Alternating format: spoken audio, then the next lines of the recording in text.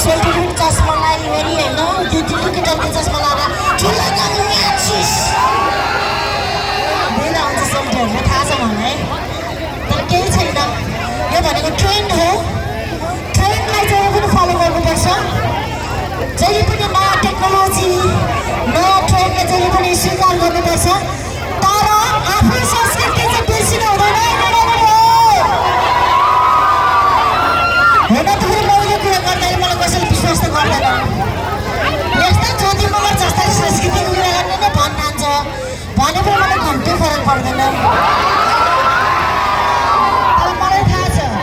मेरो संस्कार के हो मेरो संस्कृति के हो भनेर मलाई थाहा छ संस्कार र संस्कृति चाहिँ लुगाले तपाईँको खवाइले तपाईँको व्यक्तित्वले झल्किने हो कि संस्कार र संस्कृति भनेको चाहिँ मनमा हुनुपर्छ नियतमा हुनुपर्छ है अनुशासनमा हुनुपर्छ हो कि होइन लामो लिला लागेको मान्छे आइमाई चाहिँ सरी आइमाई होइन महिला बिर्सिँदो रहेछु ए रोल्पाको त मलाई कहाँ बोल्न आउँछ त नि लामो साडी लागेको महिला चाहिँ चरित्रवान हामी जस्तो छोटो लाउने चाहिँ चरित्रहीन हुन्छ त तर हाम्रो सोच त्यस्तो छ जसले त्यसरी सोच्छ त्यो मान्छे चाहिँ चरित्रहीन खान्छ है लुगाले चित्र मात्र राम्रो बनाउँछ चरित्र राम्रो बनाउनको लागि त व्यक्तित्व चाहिन्छ भन्दै अर्को गीत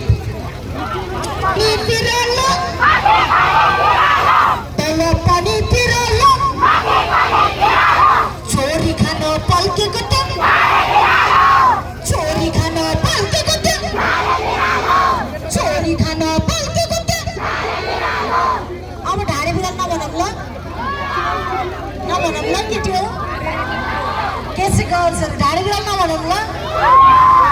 अब सेक्सी बिराल भनौँ छोरी खान पल्केको त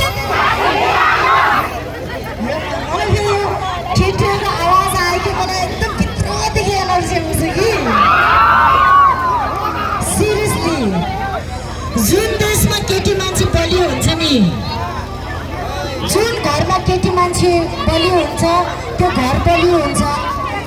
जुन समाजमा महिला बलियो हुन्छन् त्यहाँ समाज बलियो हुन्छ जुन देशमा महिला बलियो हुन्छ त्यो देश बलियो हुन्छ त्यसैले जहिले पनि एकदमै हुन्छ नि इम्पावर हुनुपर्छ है केटी मान्छे भएर कहिले पनि केटा मान्छेले ए फलानाले पैसा कमाउँछु त्यसले बिहा गर्यो भने पाल्छ होइन म कमाउँछु म आफूलाई म पाल्न सक्छु मेरो छोराछोरी म पाल्न सक्छु भन्ने भावना राख्नुपर्छ ल केटा मलाई आफू इन्डिपेन्डेन्ट भएर केटाहरू त आउँछन् जान्छन् है ओके